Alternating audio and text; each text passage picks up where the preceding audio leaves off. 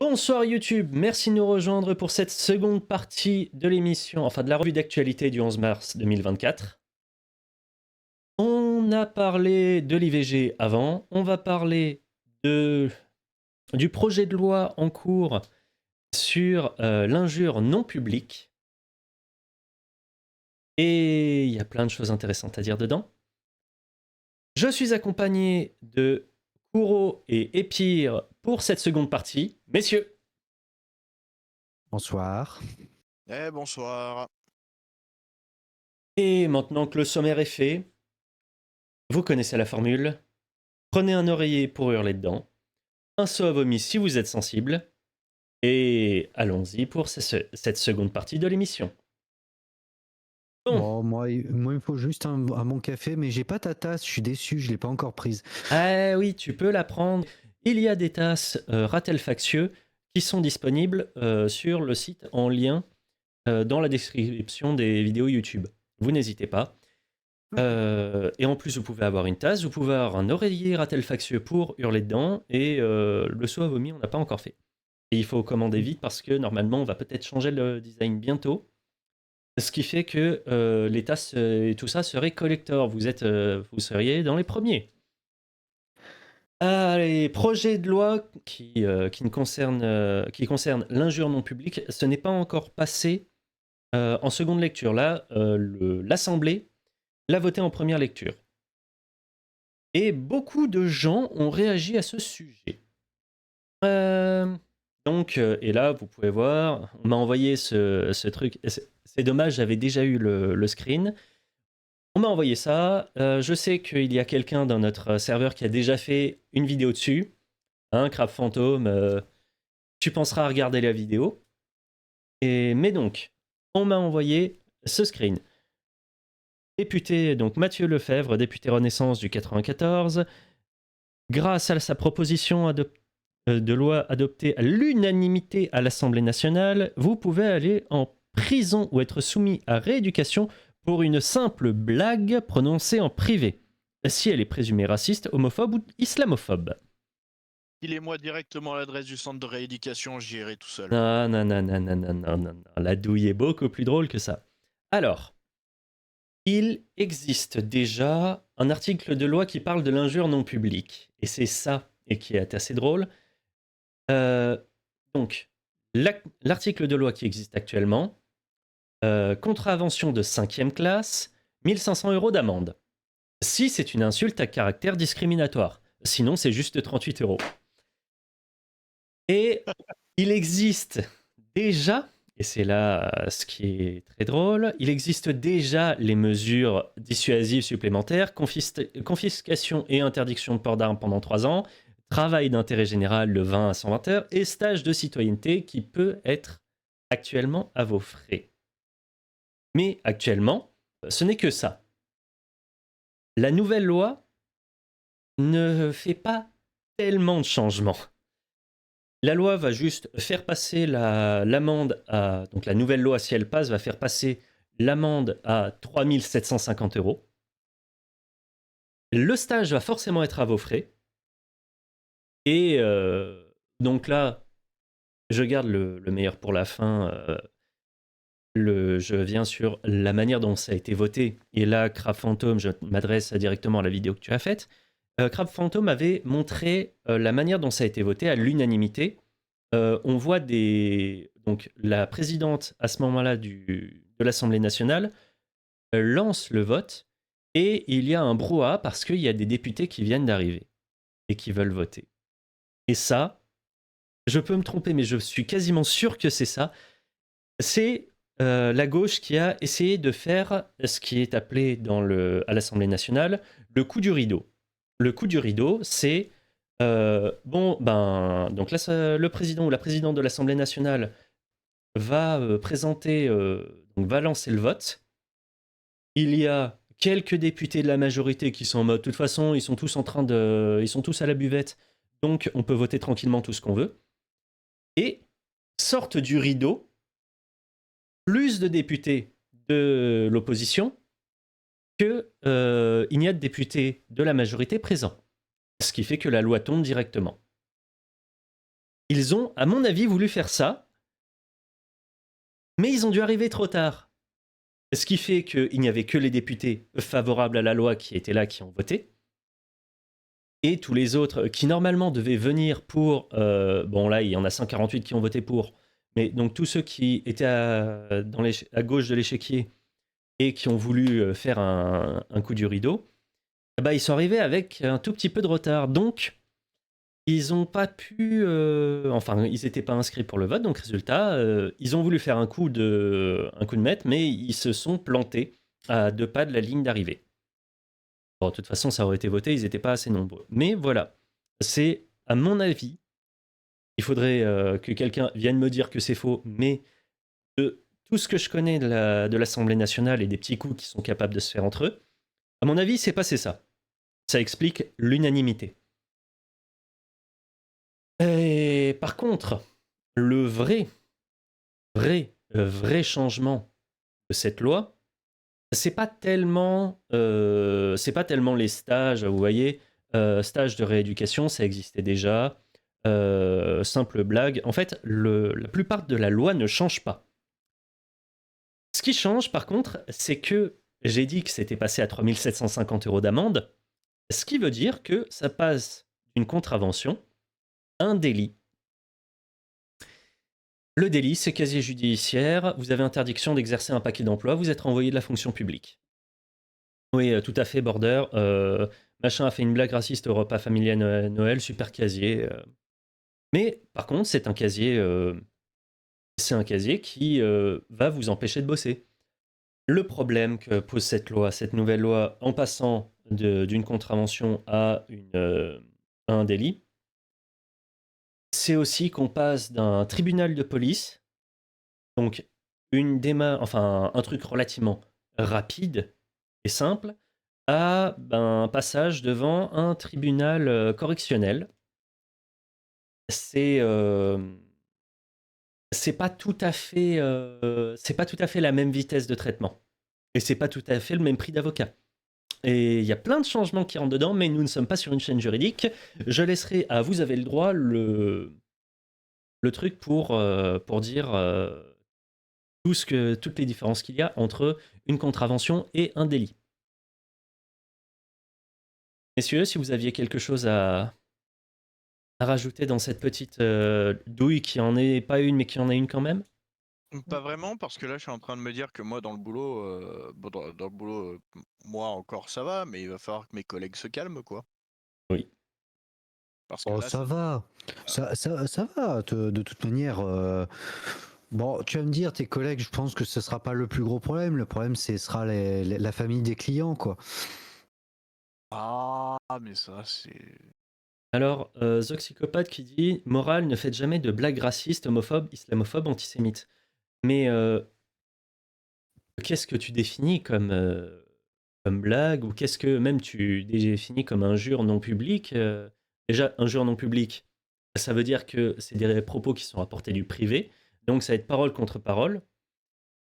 Et si j'arrive et que je me prends la tête avec mettons, quelqu'un qui serait très supporter, avec un Meir Habib. Si je me prends la tête avec un Meir Habib et que Meir Habib a envie de me... Bon, il a plus de moyens de me planter que la moyenne des gens, mais si il a envie de faire en sorte de rendre ma vie infernale, il suffit qu'il arrive, qu'il porte plainte pour quelque chose que j'aurais proféré en privé, ça peut déraper très vite. Et Alors, ouais. moi, je t'avouerais que dans un sens, après réflexion, euh, elle peut me permettre de calmer 2 ou 3 personnes, donc cette loi peut m'arranger. Oui, mais comme d'habitude, entre ce qu'elle te permet et ce qu'elle va permettre de faire sur toi, la réciprocité, et Border qui dit dans le chat, la délation, il y a des possibilités effectivement de généraliser un peu plus la délation. Alors, ce qui change réellement, c'est le passage de la contravention au délit. Tout ce que permet de faire cette loi, c'est déjà possible maintenant. C'est juste que bientôt, ça va être beaucoup plus fort comme interdit, enfin comme punition. Et beaucoup plus long à les avoir aussi. Parce que je suis pas sûr que tu en allais commencer une procédure judiciaire qui peut durer pendant quelques mois, quelques années, et derrière te dire si ça passe, c'est très bien, et si ça passe pas, ou que son avocat, pour raison X ou Y, arrive à abuser de la mansuétude des juges, eh ben, ça va me coûter beaucoup plus cher à ne pas avoir gain de cause. D'ailleurs, ça va être très drôle parce qu'il y a plein de gens qui vont se faire juger pour rien du tout, à qui on pourra rien retirer du tout. Et ceux qui pourraient se prendre réellement des condamnations, croyez bien qu'ils vont pas se faire attaquer en justice, hein. À la limite, je vois une utilité à ça. C'est si jamais il faut faire peur un peu à certains, comment dire, à certains polémistes de droite et d'extrême droite qui se prendraient un peu trop leurs aises en privé et qui se lâcheraient. Là, ils prendraient pas juste de 1500 € d'amende parce que quand t'es polémiste, tu peux payer 1500 € d'amende. Si c'est un passage enfin, avec un délit.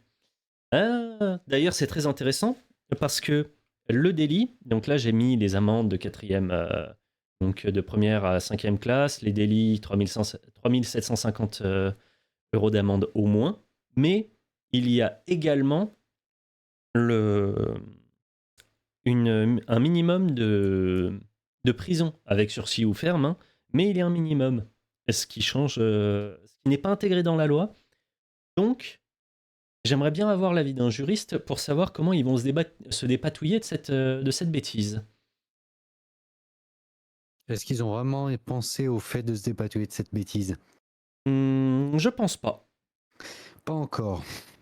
Mais Mais lorsqu'ils vont se retrouver face au cas, à mon avis, la jurisprudence, ça va être violente, hein.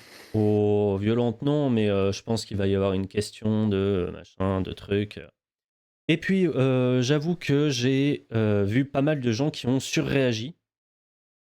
Crap Fantôme un peu, hein, mais il y a des gens qui ont surréagi. Celui que j'ai vu, Philippe Murer, qui arrive et qui dit qu'on pourrait pas être, enfin, qu'on pourrait pas avoir des propos souverainistes, genre anti-UE.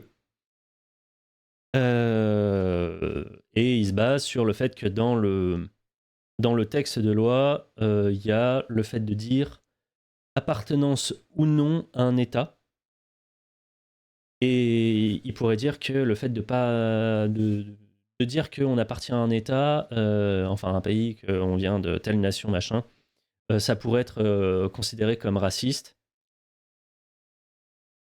C'est vraiment aller chercher la petite bête sur un texte qui existe déjà, alors qu'il y a d'autres textes qui permettent de s'amuser à ça.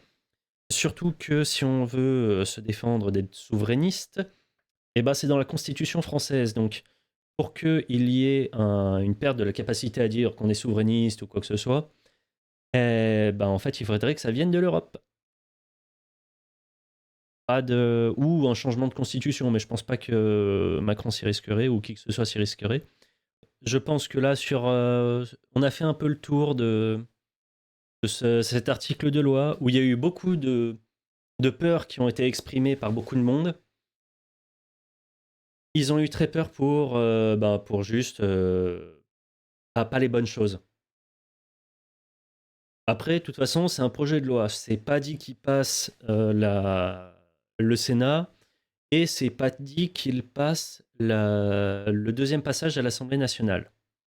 Il passera pas le deuxième passage à l'Assemblée nationale. Eux-mêmes passent leur temps à s'insulter dans l'hémicycle. Oui, mais ils ont le droit parce qu'ils ont l'immunité parlementaire. Ouais, mais ça, c'est. Enfin, voilà. Mais donc, théoriquement, ils sont relativement tranquilles. Il faudrait que tu aies quelqu'un qui enlève l'immunité. Lever d'immunité, c'est compliqué, hein. Non, mais lever une immunité, tu ne peux pas. Si. Tu peux lever l'immunité d'un parlementaire. Du président, non. Mais d'un parlementaire, oui, ça a déjà été fait. Notamment sur l'affaire Quatennens. Tu peux être député, tu vas quand même être. On va enlever ton immunité, tu vas être jugé correctement, et puis voilà. T'as idée du temps que ça prend pour retirer une immunité? Ça dépend si les députés est très influent dans son parti ou auprès de la présidence de l'Assemblée nationale, évidemment, c'est plus compliqué. Si le député est un député LFI et qu'il faut se le payer, bon bah, allons-y, on va lever très vite l'immunité. Bon, on finit sur le sujet. Est-ce que vous avez quelque chose à rajouter sur la nouvelle loi? Enfin, le projet de loi? Bah écoute, mis à part que c'est toujours à rajouter plus pour avoir la mainmise sur tout le monde. Les Parle. psychopathes qui disent ça passera ni le Sénat ni le Conseil constitutionnel. Le Sénat peut-être, le constitutionnel non, mais On le est en Sénat. Macronie? On est en Macronie en fait. Il y a beaucoup de choses qui peuvent se passer. Depuis un an, le nombre de lois qui sont passées alors qu'elles n'auraient pas dû et que le Conseil constitutionnel il a fait allez, ça passe quand même. On finit sur la loi. Kuro, un avis? Sur une loi qui permettrait d'entrer, de faire entrer dans un casier judiciaire ce qui auparavant était bon. Ce qui pouvait aller fort, hein, 1500 € d'amende, mais là, le truc, c'est 3000, enfin, c'est passage au délit. C'est qu'au final, on se retrouve avec une sanction qui est hyper lourde pour quelque chose qui pourrait être juste mal pris. Après, normalement, les juges vont pas faire n'importe quoi. Et puis, ça va être beaucoup moins accepté, enfin, juste beaucoup moins traité parce que tu as une infraction qui va passer en délit, donc ça va nécessiter beaucoup plus de moyens pour les traiter. Et c'est pas en la mettant plus haute que tu vas faire diminuer la quantité, tu vas juste faire augmenter la quantité de fric qui passe par là. YouTube, merci de nous avoir suivis. Comme d'habitude, si ça t'a plu, tu partages sur tes réseaux. Tu rejoins la faction si ça t'intéresse. Tu invites les gens à rejoindre la faction. Tu prends soin de toi. Tu vas commander ton mug Ratel Factieux qui sera dans la description de la vidéo. Tu restes factieux. Et tu restes poli, sinon tu es condamné à 3750 € d'amende. Allez, ciao YouTube.